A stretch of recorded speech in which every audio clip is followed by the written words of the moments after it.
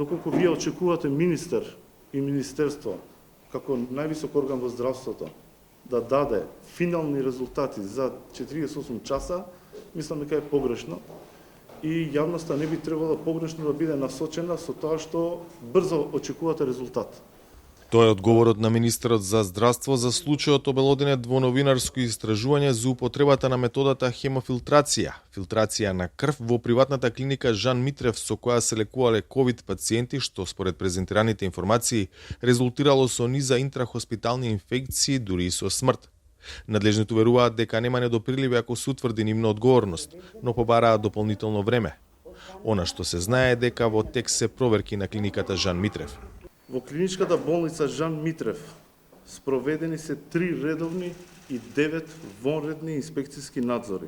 Во моментов, додека трае оваа пресконференција, се одвива работен состанок во Малмет со стручната служба и представници на клиничката болница Жан Митрев по однос на изнесените наоди во случајот дека се вршени клинички испитувања врз пациенти кои се лекувале во болницата и дали истите се вршени согласно важечките прописи. Јас како човек, доктор, професионалец во својата област, чувствувам длабока одговорност и решен сум овој случај да добие разрешница. Се најавува дека стручно тело ќе утврдува оправданоста на употребата на хемофилтрацијата, незиното користење и при лесни случаи, дали била експериментална метода и дали представувала ризик за здравјето на пациентите. Но надлежните потврдија дека во минатото токму во Жан Митрев имало дури 5 вонредни надзори поради сомневања за лекување вон здравствени протоколи.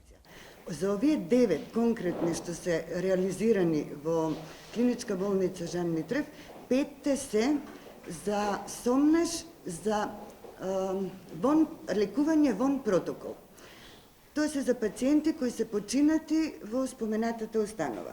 Истражувачката репортерска лабораторија во документарниот филм објавува дека дошла до неколку сознанија, меѓу кои клучното е дека хемофилтрацијата за која во Жан Митрев наплаќале по илјадници евра е клиничка студија која мора да биде пријавена и одобрена од Агенцијата за лекови, нешто што според новинарскиот тим не било направено. Никој не вели дека има клиничко испитување потврдено или спротивното, дека нема клиничко испитување.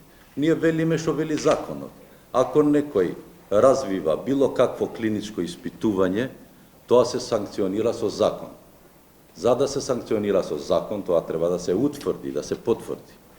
По објавувањето на материјалот, владата го задолжи Министерството за здравство да изготви информација, а јавното обвинителство отвори предмет. За Гласот на Америка, од Скопје, Владимир Мирчевски.